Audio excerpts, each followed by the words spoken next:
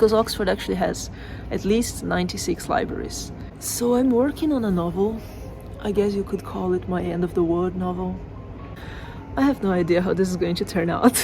I hope it turns out okay.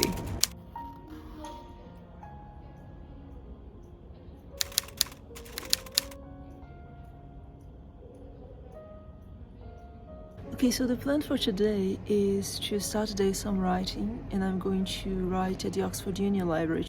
So the Oxford Union is not open to everybody. It's only accessible to members.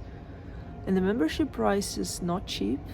I think right now it's around £330, but when you're a member for life. And it was something I knew I wanted to do since before I came to Oxford, so I actually saved some money a couple of months in advance, specifically to get a membership. And there's a bunch of things that the union offers. They are famous for the debates, but actually my favorite thing about the membership is being able to access the building and specifically access the library.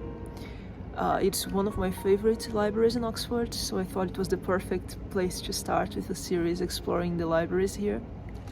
But it's very early, so it's not open yet, and I thought I would come here to the Bodleian Quad and talk a little bit about my project.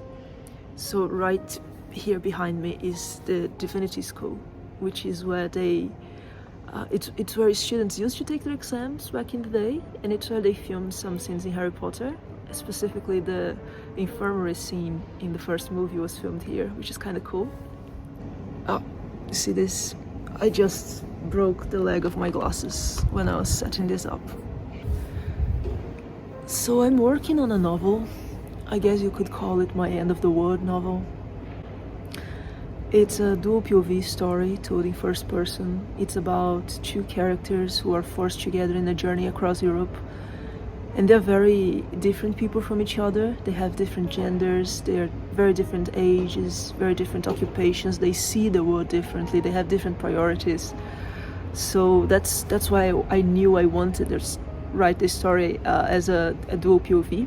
Each of them is hiding things from the other, so neither of them has the entire truth all the time, which makes the story fun to write. But it also makes it very difficult to write, because writing it in this way meant I needed to know which scenes needed to happen from the perspective of each character. So I needed to know all of the scenes and the order in which they happened. That was a very tricky process. I went through multiple rounds of plotting and outlining and editing this project. I'm still not sure that I'm done. In any case, I really like being here and having this feeling that I have the city all to myself, which is not out of theme for my novel, oddly enough, but that's all I'm gonna say on the matter. Yeah, I think this is it for now. Let's go to the library now.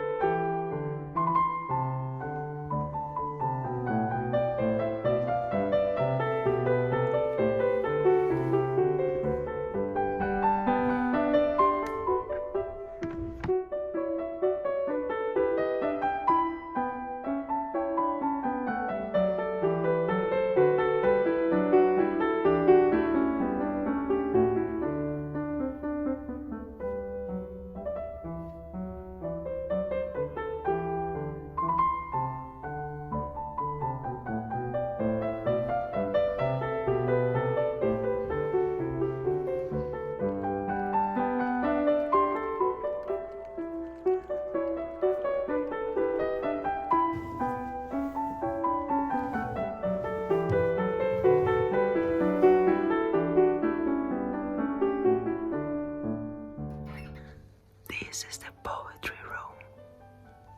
So every time I work in this library, I get this book off the shelves. So this is Solzhenitsyn's Cancer Ward. It was recommended to me by someone that I really, really trust when it comes to book recommendations, and it is very, very, very good. The one thing is that it's very realistic about life in a hospital, and specifically life in a public hospital. So it's kind of a heavy read, at least to me, and I never want to take it home.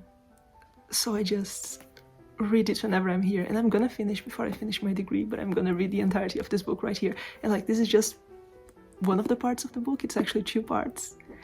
So yeah, but we'll get there.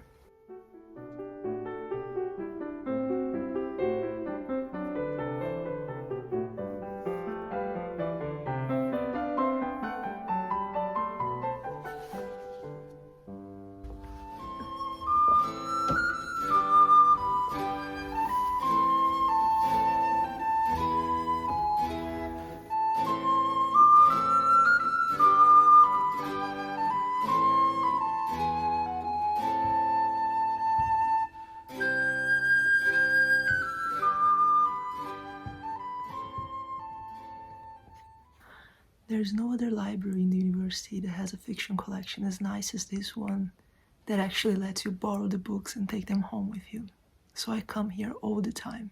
And the reason for that is that although the Bodleian is a deposit library, so every book published in the UK, they have to have a copy sent here. They don't have a dedicated space for fiction books. So all of these books, all of modern genre fiction, goes to the, I think there's a warehouse in Swindon, and we can request these books to be brought to Oxford. It's a very simple process, takes like a day. I've done that several times, but we can never take these books out of the library, so we have to read them in the library, and most of the libraries here are heavily focused on work, so they have hundreds of desks with no armchairs or couches or soft, cozy spots where you can just chill and read a book.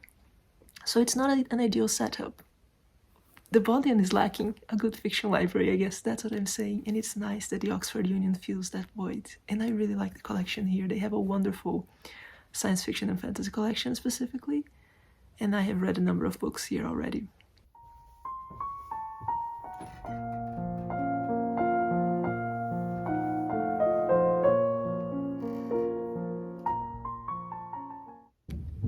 So I finished my writing session,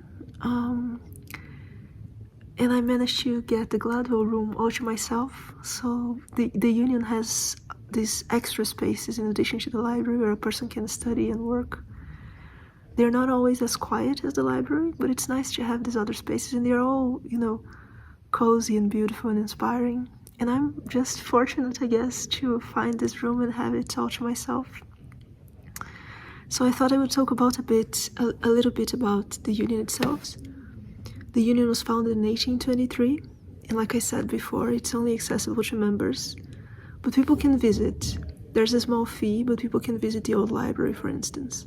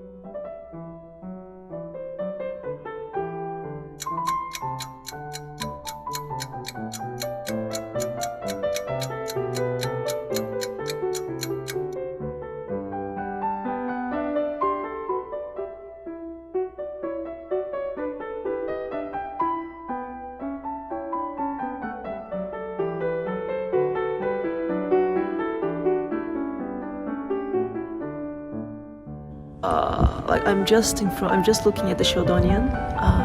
In fact, I can probably switch the camera around. Yeah, that's the Sheldonian Theatre. I was here yesterday to scout the locations. So every time I work in this room, this is a bit lopsided.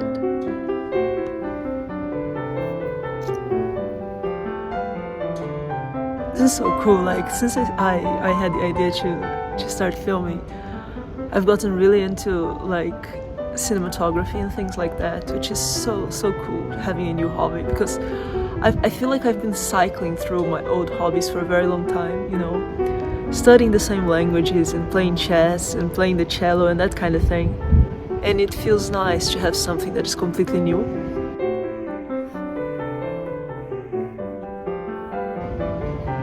Yeah, so I think this is it for now. Failing to connect this mic. There we go.